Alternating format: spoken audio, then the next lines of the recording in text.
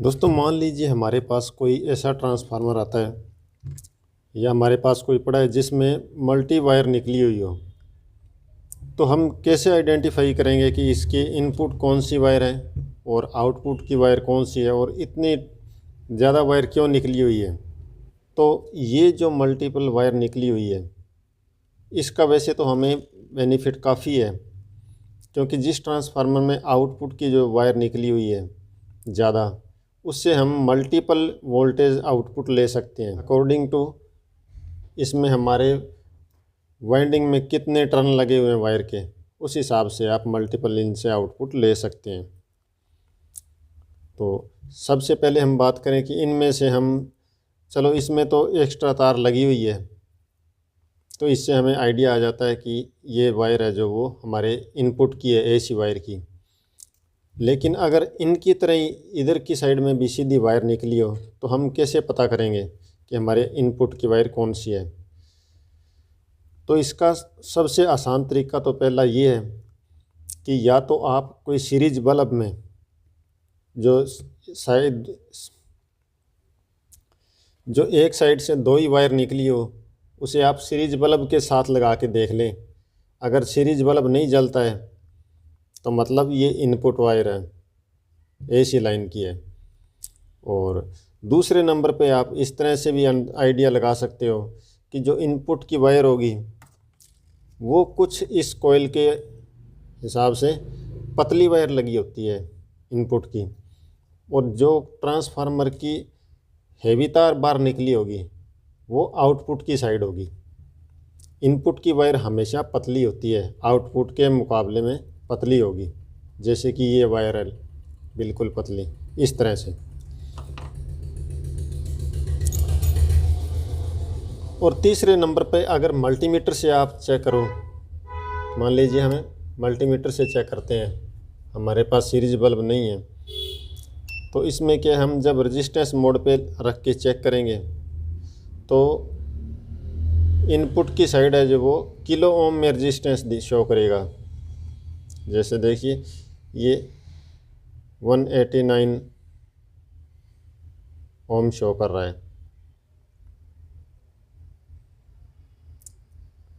मतलब ये हमारी इनपुट की वायर है। और जो आउटपुट की वायर होगी वो काफ़ी कम वैल्यू शो करेगा। जैसे देखिए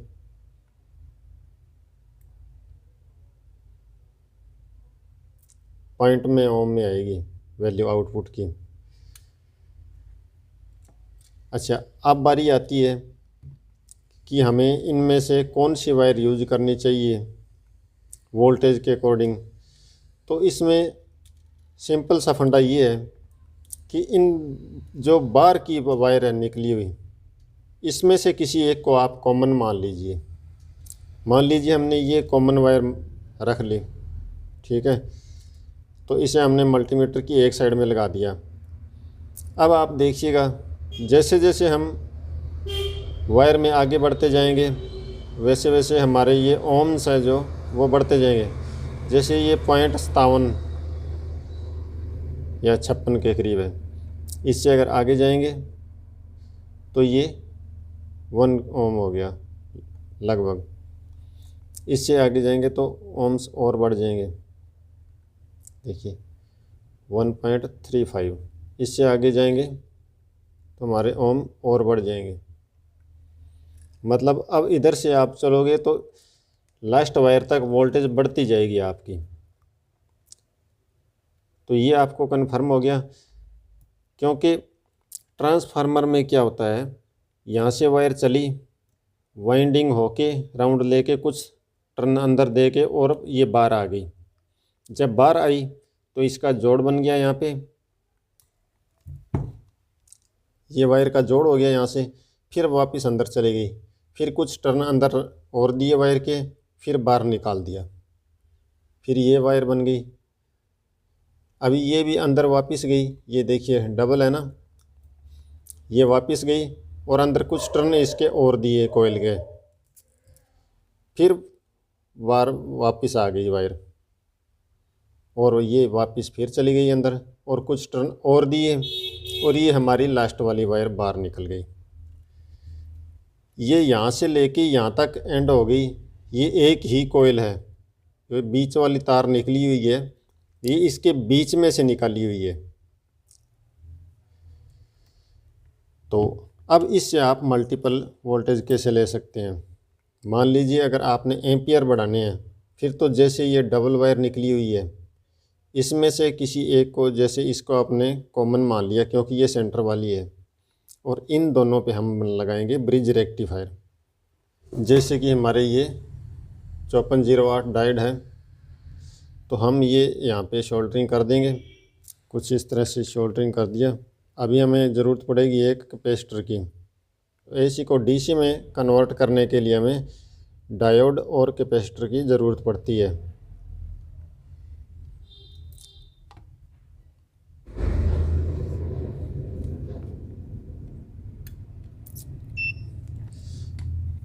अभी देखिए यहाँ पे कितने वोल्टेज हमारे आउटपुट निकले, 16 वोल्ट देख सकते हैं आप। अच्छा, अब अगर मान लीजिए हमें इससे ज़्यादा वोल्ट निकालने हैं तो हम क्या करेंगे, यहाँ से इन डायोड को हटाएंगे।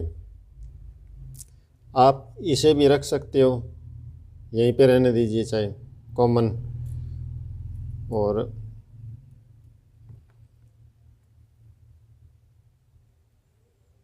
इन तार को वापस जोड़ दीजिए, क्योंकि अगर इन्हें हम आपस में सोल्डरिंग नहीं करेंगे तो फिर हमारा ये कोयल का कनेक्शन कट हो जाएगा और यहाँ से यहाँ तक की कोयल है जो वो कट हो जाएगी। अभी हम एक डायोड को इधर लगाएंगे और दूसरे को इनको साइड में कर देते हैं, दूसरे को यहाँ पे सोल्डरिंग कर देते हैं। अभी कैपेसिटर को हम इसके आगे लगा देते हैं।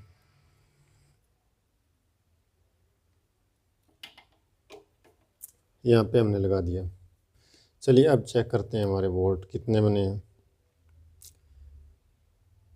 तो देखिए फ्रेंड, वोल्टेज थोड़े इंक्रीज हो गए, 17 प्लस हो गए। अब मान लीजिए हमें वोल्टेज और इंक्रीज करने हैं, तो इसके लिए हमें क्या करना होगा, ये जो हमने दो डायोड लगाए हैं इन्हें हमने हटाना पड़ेगा। अभी या तो आप 4 डायोड लेके उसका ब्रिज रेक्टिफायर बना लें।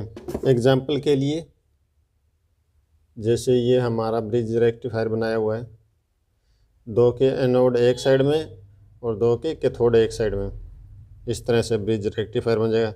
चाहे आप इस तरह का ब्रिज रेक्टिफायर ले सकते हैं जिसमें ये बीच वाले जो वो एसी लाइन पे होंगे, जो हमारी ट्रांसफार्मर की आउटपुट निकलती है, और ये जो साइड वाली है ये नेगेटिव और पॉजिटिव की होगी।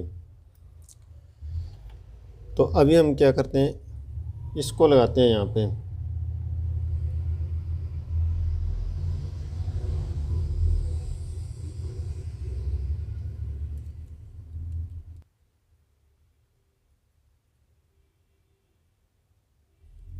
ये हमने टेम्परेरी लगा दिया।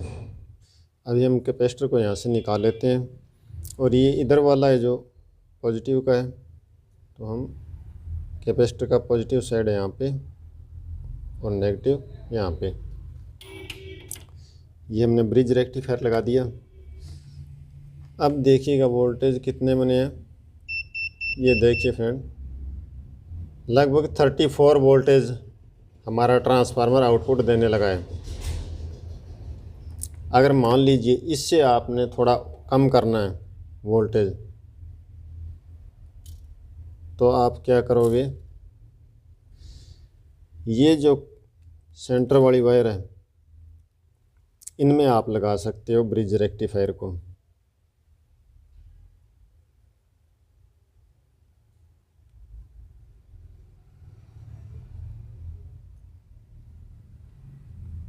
अगर हमने यहाँ पे लगा दिया, अब ये क्या करेगा, हमें वोल्टेज 28.9 हमें वोल्टेज मिलने लगे और थोड़ा इनके बीच में यहाँ पे एम्पियर का भी चेंज हो जाएगा, एम्पियर हमें थोड़ा ज़्यादा मिलेंगे। और इसी हिसाब से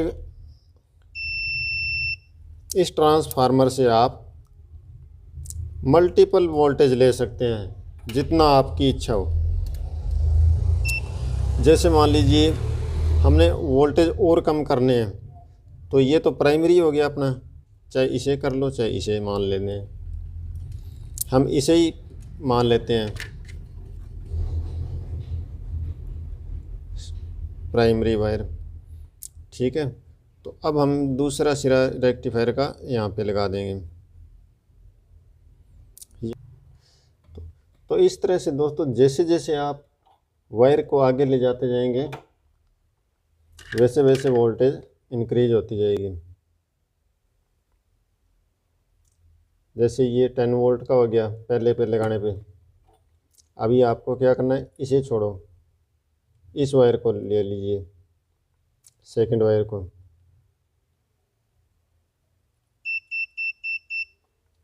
इसे हमने यहाँ पे सोल्डरिंग कर दिया, ये पहली वायर को छोड़ दिया। अब देखिए पहले 10 वोल्ट थे, अब लगभग 17 वोल्ट बन रहे हैं। अब फिर से हम इस वायर को भी छोड़ देते हैं,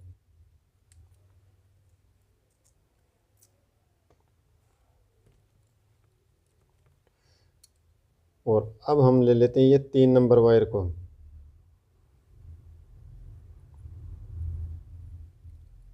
इस पे हमने सोल्डरिंग कर दिया। तो अब देखिए कितने बने, 25 वोल्ट इंक्रीज हो गए। अब हम इसे भी छोड़ देते हैं,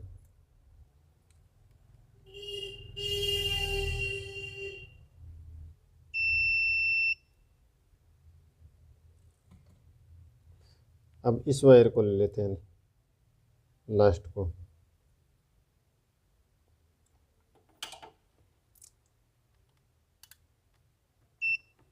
तो अभी देखिए कितने वोल्ट हैं, 34 वोल्ट।